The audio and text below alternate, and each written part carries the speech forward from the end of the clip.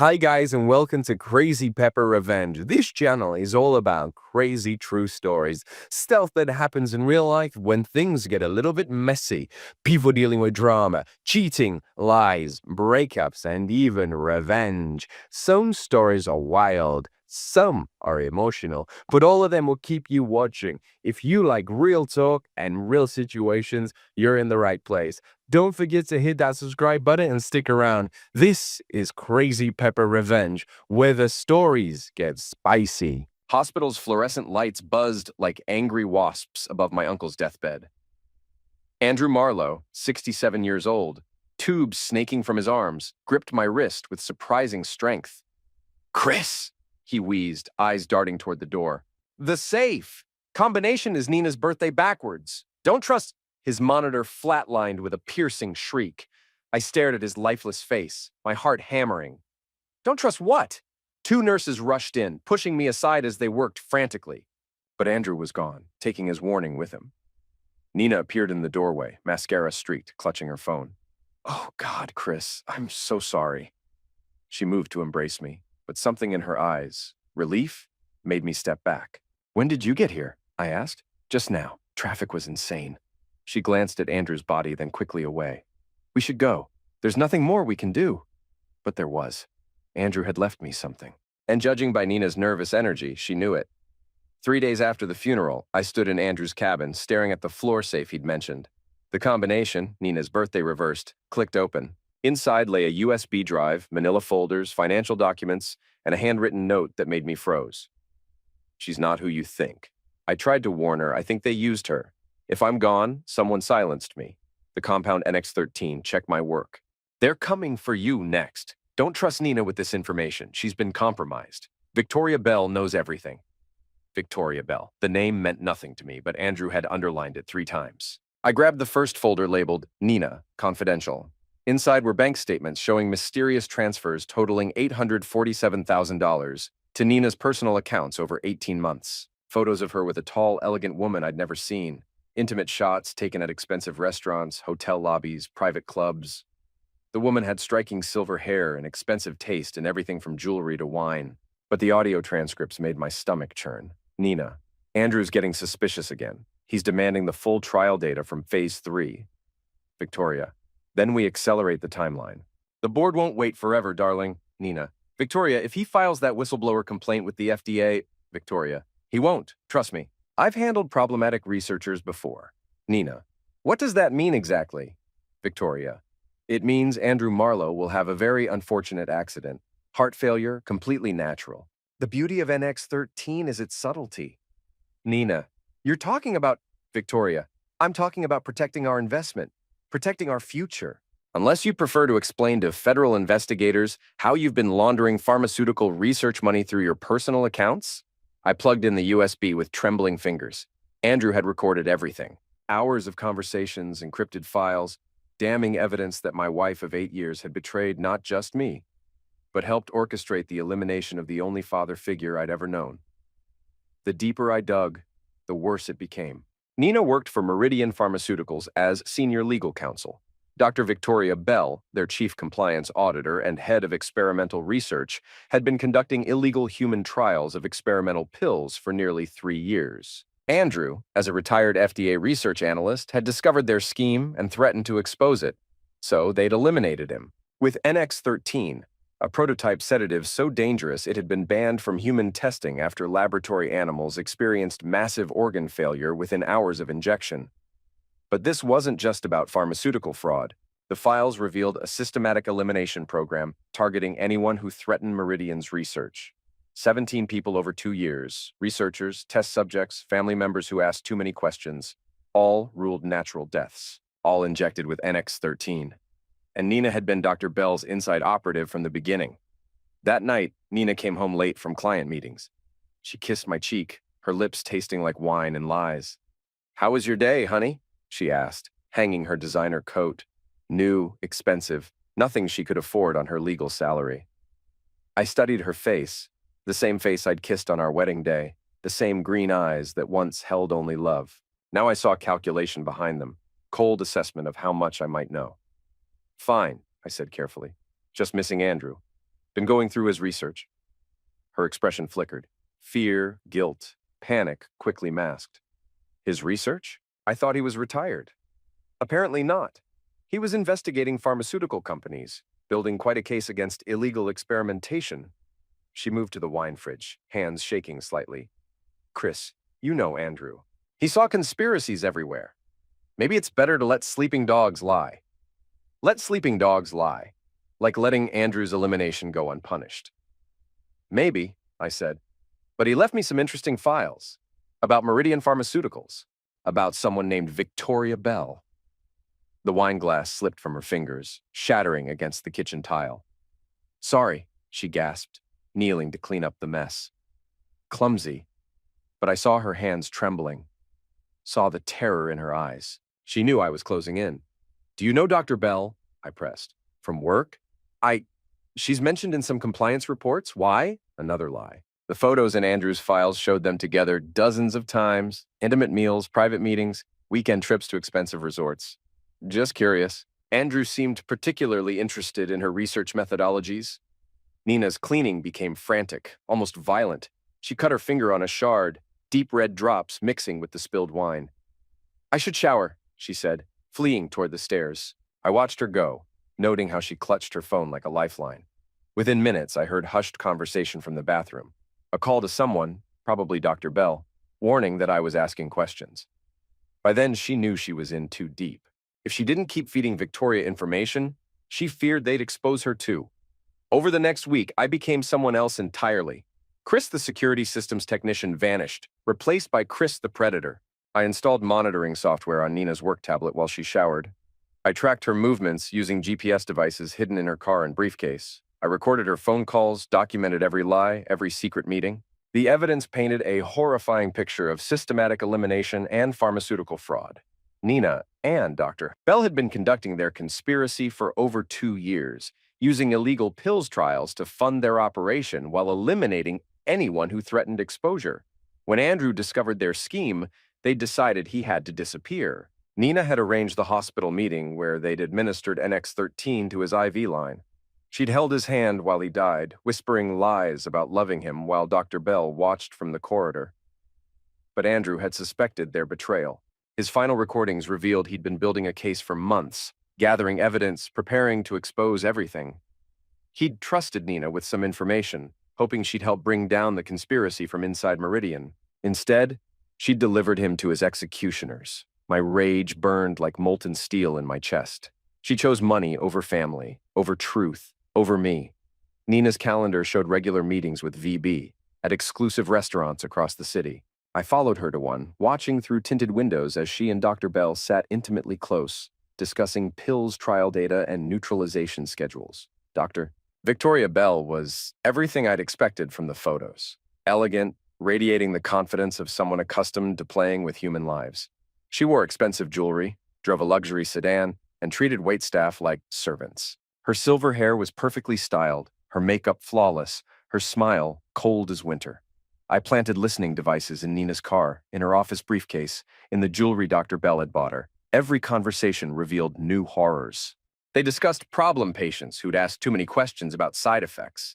They talked about falsifying death certificates, bribing coroners, eliminating witnesses, and they discussed me. Chris is asking questions about Andrew's research, Nina said during one recorded conversation. He mentioned your name specifically. How much does he know? Dr. Bell's voice carried aristocratic accent and implied threat. I don't think he has the full picture yet, but he's smart and persistent, like his uncle. Dr. Bell's tone grew colder. We can't let him dig deeper. Our operation is too valuable to risk exposure. What are you suggesting? The same solution we used before. NX-13 is undetectable after 72 hours.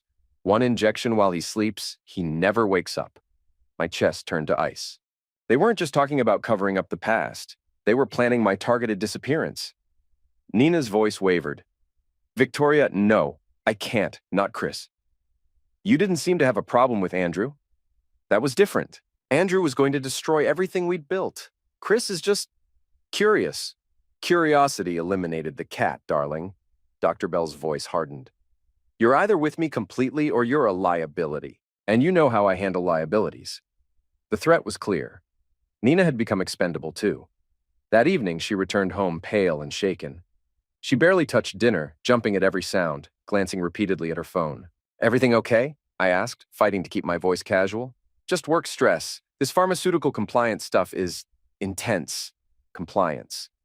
The irony was staggering. She was complying with neutralization orders.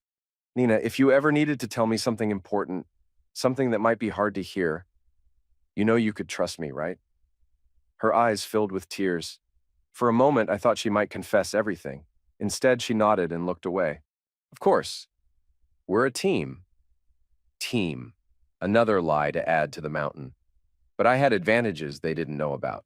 My security systems background had taught me surveillance, counter-surveillance, and how to disappear electronic footprints. More importantly, I'd learned patience from Andrew, how to build airtight cases that couldn't be dismissed or covered up. I began constructing their downfall methodically. First, I copied all of Andrew's evidence to secure servers in 3 different countries. Even if they removed me, the truth would survive. Second, I contacted investigative journalist Rachel Torres, who'd been following pharmaceutical fraud cases for years. I fed her information gradually, making her think she'd discovered the story herself. Third, I reached out to families of the 17 victims who died during Meridian's illegal trials. Most had accepted natural causes explanations, but several had harbored suspicions. I provided them with evidence their loved ones had been test subjects in unauthorized experiments, but I also needed direct confrontation. I needed Dr. Bell to confess her crimes on record, in circumstances that couldn't be dismissed or covered up. So I set a trap. I called Dr. Bell's office, identifying myself as Chris Marlowe, security consultant. "I'd like to schedule a meeting about potential vulnerabilities in your research data systems," I told her assistant. "Dr. Bell is quite busy. May I ask who referred you?" "My wife, Nina Marlowe. She speaks very highly of Dr. Bell's thoroughness in handling sensitive situations." There was a pause. "I'll see what I can do." An hour later, Dr. Bell called personally. Her voice was cultured, controlled, dangerous. "Mr. Marlowe, I understand you're interested in our security protocols." "Very interested, especially regarding sensitive clinical trial data that might be compromised."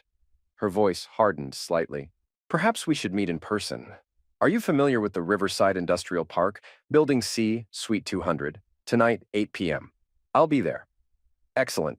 Come alone. We have much to discuss about security vulnerabilities." The line went dead.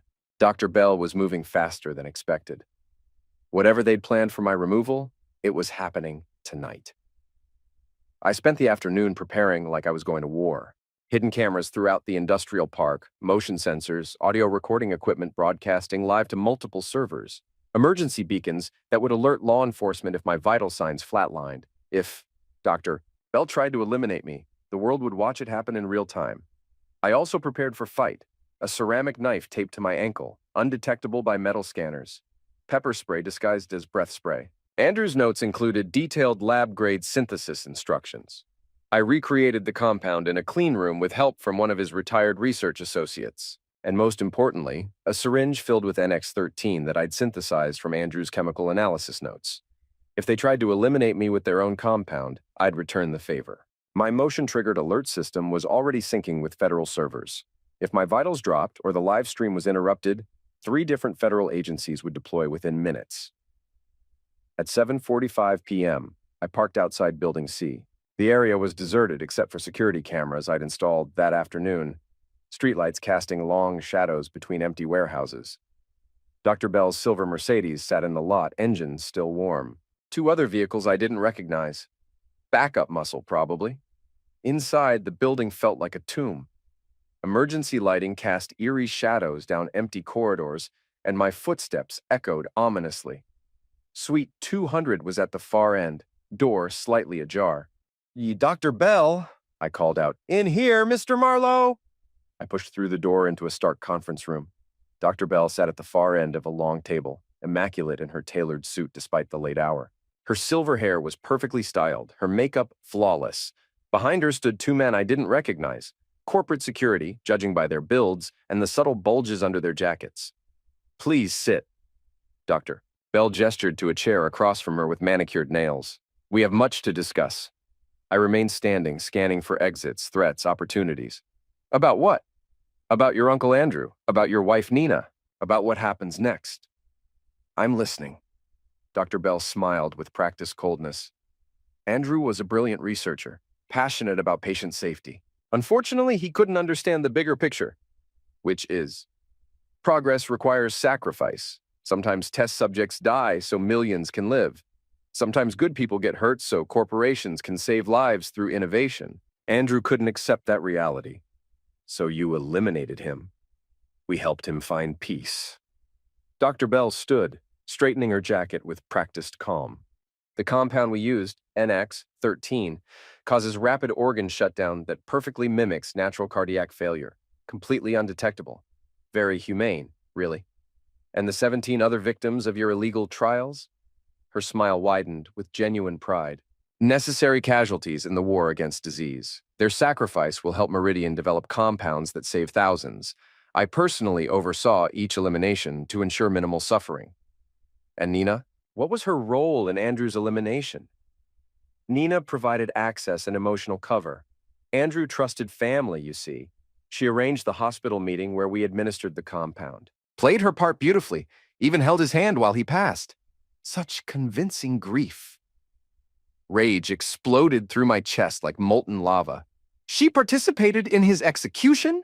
She chose progress over sentiment. I respect that in a woman, though lately she's been developing inconvenient feelings about our work. One of the security men moved closer, and I caught the glint of metal, not a magnum, but a syringe filled with clear liquid. The other positioned himself between me and the door. Don't fight, Dr. Bell advised. It only makes the process more unpleasant. And unlike Andrew, you won't have loving family holding your hand while you die. The first security man lunged forward with military precision. I stepped aside, letting his momentum carry him past, then drove my elbow into his spine with all my strength.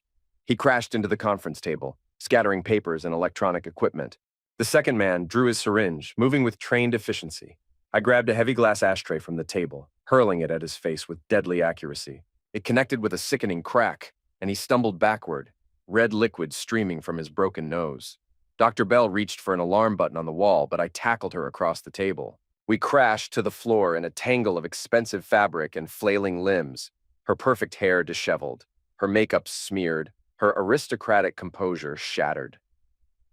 You think this ends here? She gasped, struggling beneath me with surprising strength. I have resources you can't imagine. Politicians, judges, entire police departments on my payroll. So do I. I pulled out my phone, showing her the live stream broadcasting to 17 different websites, 3 news networks, and the FBI's anonymous tip line. Everything she'd said, every confession, was now public record and evidence in federal databases. Her face went white as she realized the scope of her exposure. You're bluffing. That's inadmissible without proper warrants. Building security cameras, motion-activated recording devices, and direct feeds to major media outlets. Your confession just went viral. Check trending topics if you don't believe me. Police sirens wailed in the distance. Multiple agencies responding to federal alerts I'd triggered. But these weren't local cops responding to a break-in.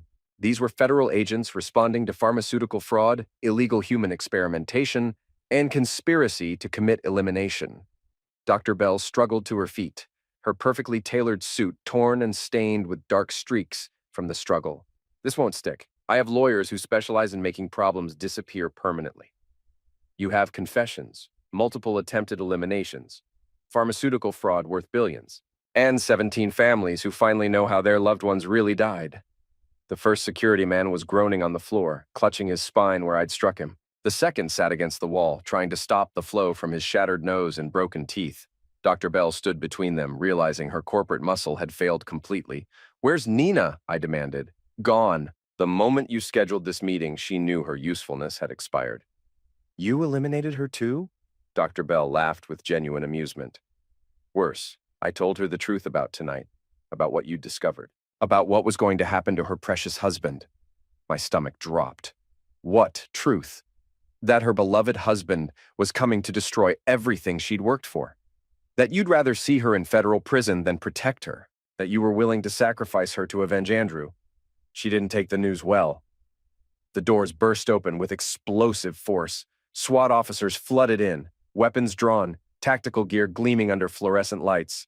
On the ground. Now. Hands visible. I raised my hands, backing away from Dr. Bell. I'm the one who called this in. The evidence is streaming live to FBI servers. The lead officer studied his tablet, then nodded grimly.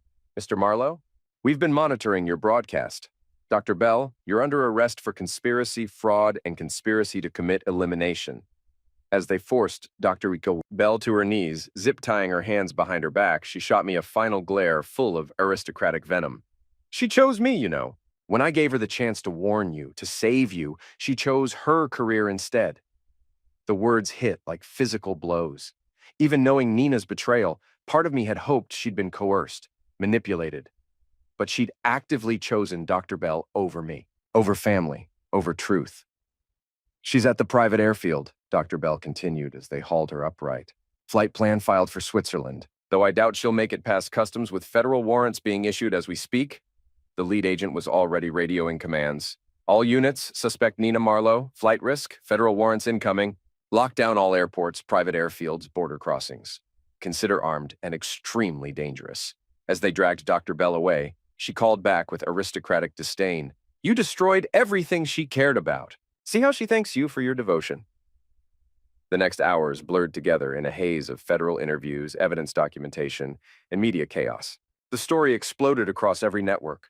Pharmaceutical conspiracy exposed, illegal human experiments, corporate elimination scheme uncovered. Meridian Pharmaceuticals stock crashed to zero within hours. Trading was suspended as investigators froze assets and seized records. 17 families filed wrongful death lawsuits seeking billions in damages. Congressional committees announced immediate investigations into pharmaceutical oversight failures. But Nina had vanished like smoke. Federal agents raided the private airfield, finding her chartered jet still on the tarmac, engines warm, fuel loaded for international flight. She'd been there. Security footage showed her arriving with multiple suitcases and briefcases full of stolen research data, but somehow she'd escaped before authorities arrived. The investigation revealed the scope of her betrayal went far beyond what I'd imagined. She'd been funneling research data to overseas pharmaceutical companies for nearly 3 years, selling clinical trial results to the highest bidders. Her Swiss accounts contained over $3.2 million in illegal payments from foreign corporations. More devastating was the evidence of her direct participation in eliminations. Security footage from the hospital showed her injecting something into Andrew's IV line while pretending to comfort him. Audio recordings captured her discussing which problem patients should be silenced permanently. She hadn't been manipulated or coerced. She'd been an enthusiastic participant in corporate elimination, driven by greed and ambition rather than fear. 3 weeks later, I was testifying before a Senate subcommittee on pharmaceutical oversight when my lawyer burst into the waiting room with wild eyes. They found her, he said breathlessly. Nina, she's been arrested. The capture had been dramatic and violent. International bounty hunters had tracked her to a luxury resort in Costa Rica, where she'd been living under a false identity provided by Swiss banking contacts. She'd resisted arrest with unexpected ferocity, trying to bribe local police with stolen pharmaceutical research worth millions on the black market. When that failed, she'd attempted to escape through the resort's marina, stealing a speedboat and leading authorities on a high-speed chase through international waters. The pursuit ended when she crashed into a coral reef, sustaining serious injuries that required emergency surgery. The extradition took 6 months of legal battles, diplomatic negotiations, and media coverage. Nina's Swiss lawyers claimed she was being persecuted for whistleblowing, despite overwhelming evidence of her criminal participation. International pharmaceutical lobby groups pressured foreign governments to block her return. But finally, Nina was returned to face justice in federal court. The day she arrived back in the country, I was waiting at the airport.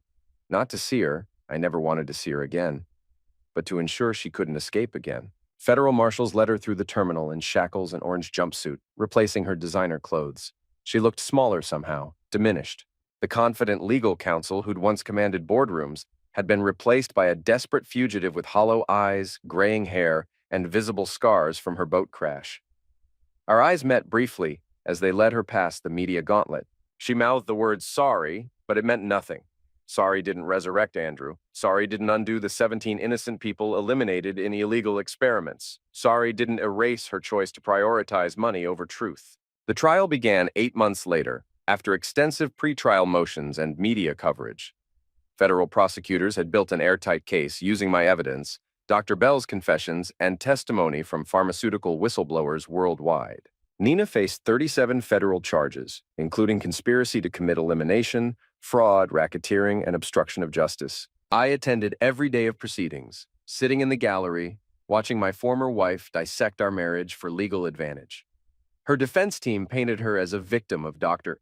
Bell's manipulation, claiming she'd been coerced through threats and psychological manipulation.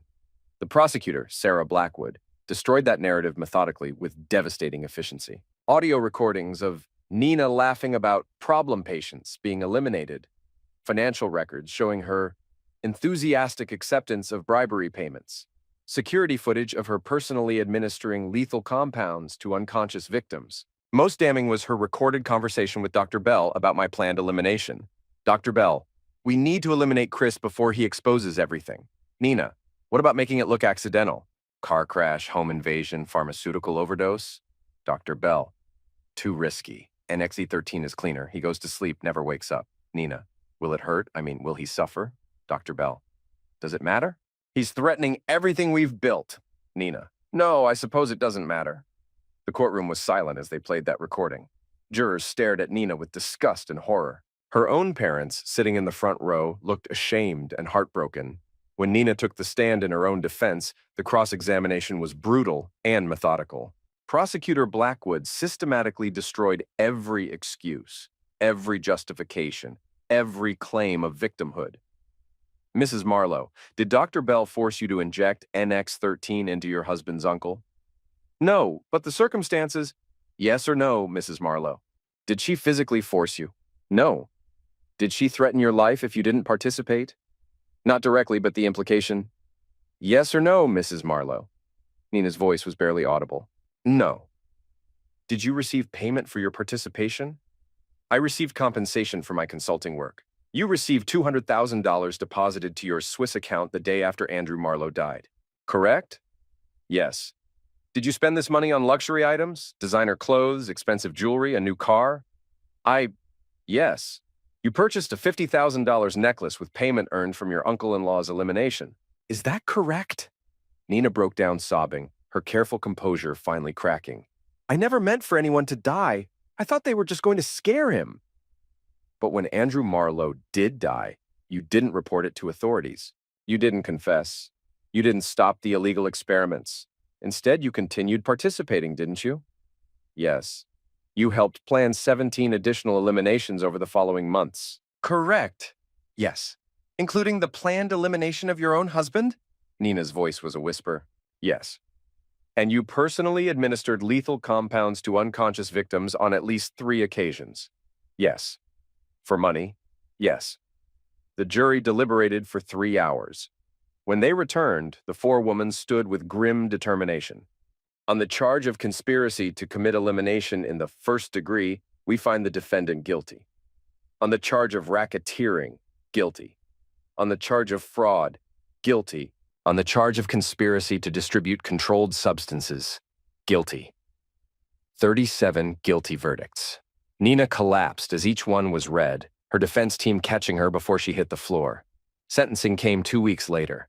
Federal Judge Patricia Rodriguez had reviewed every piece of evidence, every testimony, every detail of Nina's crimes. Mrs. Marlowe, she began with stern authority, your crimes represent a fundamental betrayal of trust that goes beyond personal relationships into the realm of public safety. You participated in the systematic elimination of innocent people, including your own family member, for financial gain. The court recognizes that Dr. Bell was the primary architect of this conspiracy. However, your enthusiastic participation, your personal financial gain, and your attempted elimination of your own husband demonstrate a level of moral corruption that demands severe consequences. You have shown no genuine remorse, only regret at being caught. Your testimony revealed a calculating individual who viewed human life as expendable for corporate profit. The court sentences you to life in federal prison without possibility of parole. Additionally, you will forfeit all assets obtained through criminal activity, approximately $3.7 million, which will be distributed to victims' families.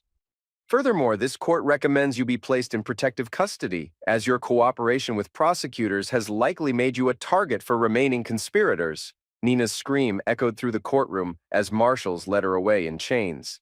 Her parents rushed toward her, but security blocked their path. The woman who'd once commanded corporate boardrooms was now property of the federal prison system forever. As the courtroom emptied, Dr. Bell's conviction was also announced. Life imprisonment without parole for orchestrating the entire conspiracy.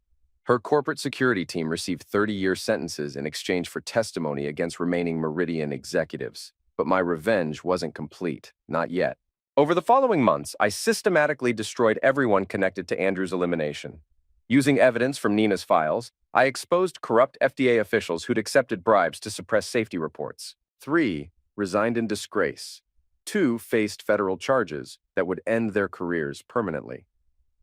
I leaked financial records showing which politicians had received pharmaceutical lobby money in exchange for blocking oversight legislation. Congressional ethics investigations followed, ending several careers and triggering special elections. Most satisfying was destroying Meridian's entire corporate structure from the inside out. Using insider information Nina had provided Dr. Bell, I identified shell companies, offshore accounts, and subsidiary organizations across 17 countries. Working with international law enforcement, we seized assets worth over $2.3 billion. The company's research facilities were shuttered permanently. Their patents were revoked by international regulatory agencies. Executive assets were frozen pending criminal investigations. Within a year, Meridian Pharmaceuticals ceased to exist as anything more than a legal liability. But the real victory was legislative and regulatory reform. Andrew's elimination sparked comprehensive pharmaceutical oversight legislation. The Marlowe Act mandated independent oversight of all clinical trials, criminalized corporate retaliation against whistleblowers, and established victim compensation funds financed by industry profits. Andrew's death had prevented future tragedies, saving thousands of lives through systematic reform. A year after Nina's sentencing, I visited Andrew's grave one final time. His headstone now bore additional inscription: Whistleblower, Truth Seeker, Hero. His sacrifice saved thousands. It's finished, I told him, placing fresh flowers beside the marker. Everyone who participated in your elimination has paid. The system that enabled it has been destroyed completely. Your sacrifice saved more lives than we'll ever know. I left a folder of newspaper clippings documenting the complete destruction of Nina's conspirators. Headlines about pharmaceutical reform, new FDA regulations, congressional investigations that had cleansed corruption from the entire industry. Walking back to my car, I pulled out my phone and opened a new document. Marlowe Security Consulting, Specialized Corporate Investigations. When family betrays you, when corporations eliminate whistleblowers, when justice seems impossible, we build cases that destroy our targets completely. No mercy, no compromise, no survivors. Call Chris Marlowe when you need enemies eliminated permanently through legal means. Nina had taught me that love without trust was meaningless, but she'd also taught me that revenge, methodically planned and ruthlessly executed, could reshape entire industries and prevent future tragedies. My phone rang immediately. A potential client worried about financial irregularities at their pharmaceutical company. Marlowe Security, I answered with cold satisfaction. How can I help you destroy your enemies completely? The transformation was complete. I'd started as Chris, the trusting husband. I'd become Chris the avenging destroyer, the corporate eliminator, the man who terminated conspiracies with the same ruthless efficiency they'd used to eliminate Andrew. Nina rotted in federal prison, her life sentence ensuring she'd never again betray anyone's trust. Dr. Bell faced decades behind bars, her reputation and fortune obliterated. Their conspiracy had been cremated, its ashes scattered to prevent any resurrection. Andrew was avenged. Justice was served. And I'd found my true calling, using the enemy's own methods to destroy them completely and permanently.